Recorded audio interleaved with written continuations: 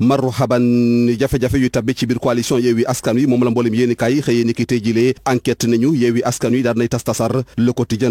daal di koy feelu nañu ab taqaliko daal nay am ci diggante taxawu Ndakaaru bu Khalifa Ababacar Sall ak ñi mu àndal ci biir Yewwi Askan Wi te loolee nag leen waralu ko lu dul ab conflit d'intérêt libération nañu campagne bi nga xamante ne moom la Barthélémy Diaz daal di fësal jëmale ko ci xool nees def ba Khalifa Ababacar Sall mën a am ndam ci élection présidentielle 2024 yi ak joyante mi ñu indi ci bureau municipal u Ndakaaru gi ñoo gaawal bi la taqaliko ci biir Yewwi Askan Wi l'info yéene kaay bi tey ci lu jëm ci jafe-jafe bi tabbi ci biir opposition bi mu ngi xam le ni maire Ndakaaru di Barthélémy Diaz daal nay xotti tere te communiqué mi bàyyeekoo ci Yewwi Askan Wi mi wax ni ñoom waa taxawu Sénégal daal nañ leen dakk ci biir coalition bi mbir mi nag gën naa jaxasoo bu ñu sukkandikoo ci tribune mi xam le ni waa taxawu Sénégal ñoom itam daal nañuy génne abu communiqué teg si ab jano ak taskatu xibaar yi ngir defanteeg seeni naataango ci biir Yewwi Askan Wi Barthélémy Diaz ci l'observateur ne ab locataire munta dakk benn yoon ki nga xamante ne moom këram kaddu yu ni mel nag daf ko yëkkati ngir wane ñàkk àndam ak waa Yewwi Askan Wi bind bataaxal di xamle ni daal nañ leen dàkk moom ak waa taxawu Sénégal ci biir coalition bi ya Walfadjri quotidien nañu tas bu coalition Yewwi Askan Wi tas jamono jile tembe du lenn lu dul ab yéene mi sotti ci mbébétu président Macky Sall mi xamle woon ni dina fexe ba neewal doole opposition bi di maanaam réduire l'opposition à sa plus simple expression ci biir coalition Yewwi Askan Wi ci diggante taxawu Sénégal bu Khalifa Ababacar Sall ak yeneen i kàngam daal dinay may président Macky Sall mu am li mu bëggoon ci opposition bi ya yéene kaay Le Soleil dëggal xibaar bi nañu opposition bi kay jamono jile tembe daal nañuy tas ci jojule jamono Sud Quotidien mu ngi ñëwaat ci ay experts yu yëkkati kaddu yi nga xamante ne daal dinañuy waroo lool jëmale ko ci ñàkkum peeru amandu Khalifa Ababacar Sall ak kii di Karim Meïssa Wade ginnaaw bi ñu leen condamné moom Khalifa Ababacar Sall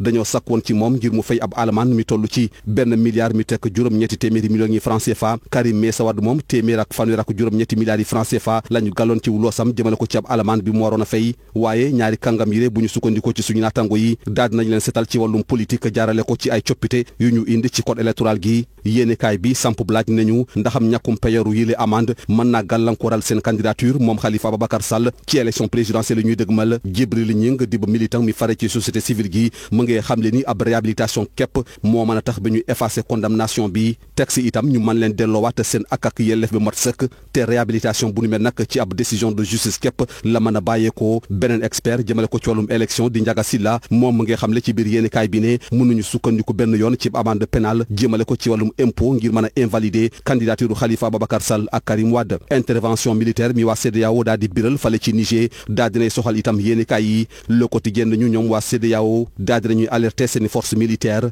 ngir ñu waajal seen bopp dem ci Niger ngir mën a dellowaat Mohamed Bazoum ci bopp nguur gi te loole nag dinañ ko def ak lépp lu mu manti laaj waral suñu naatangoy Le Quotidien ne fu ñu jëm daal daar na leen crise l'info itam mu ngay mel ni kuy artu ne nañu bàyyi xel bu baax a baax mbirum jihadiste ya nga xamante ne daal dinay fës lool ci Afrique sowu-jant Le Soleil daal di koy feelu nañu Algérie ak Libye ànduñu benn yoon ak bi la intervention militaire mi waa CEDEAO bëgg amal ci Niger jàngeen jëf Yewwi Askan Wi vole en éclat constate enquête qui ajoute que la dite coalition s'est heurtée aux dures réalités qui gouvernent les partis politiques, c'est-à-dire une certaine forme d'égoïsme, la propension à écraser toute concurrence gênant et à le faire vite, explique le même journal. Nos confrères racontent comment la deuxième force politique du pays, dirigée par Taxawu Sénégal de Khalifa Ababacar Sall et ex-Pastef d'Ousmane Sonko, s'est disloquée. La courroie de transmission entre le maire Barthélémy Diaz et Pastef a rompu, observe Libération. Le quotidien quant à lui, estime que la rupture a été consommée depuis trop longtemps à cause d'un conflit d'intérêts. La campagne lancée par Barthélémy Diaz en vue de la victoire de Khalifa Ababacar Sall à l'élection présidentielle de 2024 et le réaménagement du bureau municipal de Dakar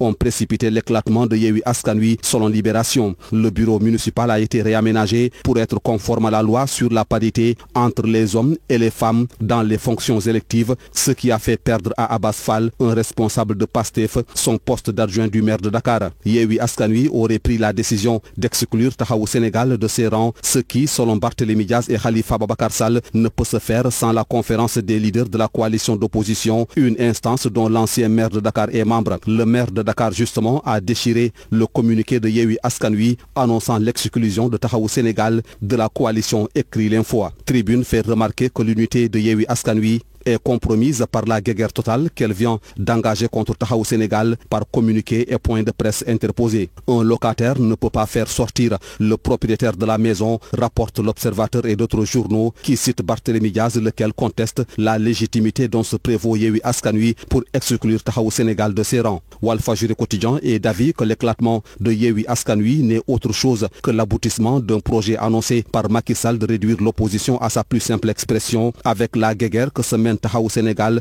de Khalifa Ababacar Sall et les autres leaders de la coalition Yewwi Askan Wi. Le président Macky Sall est parvenu à ses fins, commente Walfadjri Quotidien. Le Soleil se rend compte que l'opposition se déchire. Sud Quotidien signale que les experts ne parlent pas le même langage concernant le non-paiement de l'amende due par Khalifa Ababacar Sall et Karim Wade, condamnés à payer respectivement des amendes de 1,8 milliard de francs CFA et de 138 milliards de francs CFA. Les deux leaders politiques ont été politiquement blanchis par une modification du code électoral. Sud Quotidien se demande si le non-paiement des amendes peut les empêcher de se présenter à l'élection présidentielle. Pour répondre à cette question, Djibril Ning, un militant de la société civile, affirme qu'il n'y a qu'une réhabilitation qui efface la condamnation et la déchéance de leur droit d'être éligible, et cette réhabilitation doit être prise en charge par une décision de justice. L'expert des questions électorales, Ndiaga Sylla, quant à lui, estime qu'il n'est pas possible de leur opposer une quelconque amende pénale en guise d'impôt pour invalider leur candidature. L'intervention militaire annoncée par la CEDEAO pour rétablir l'ordre constitutionnel au Niger préoccupe également les quotidiens sénégalais. La CEDEAO a mis en alerte sa force militaire en attente pour rétablir le président Mohamed Bazoum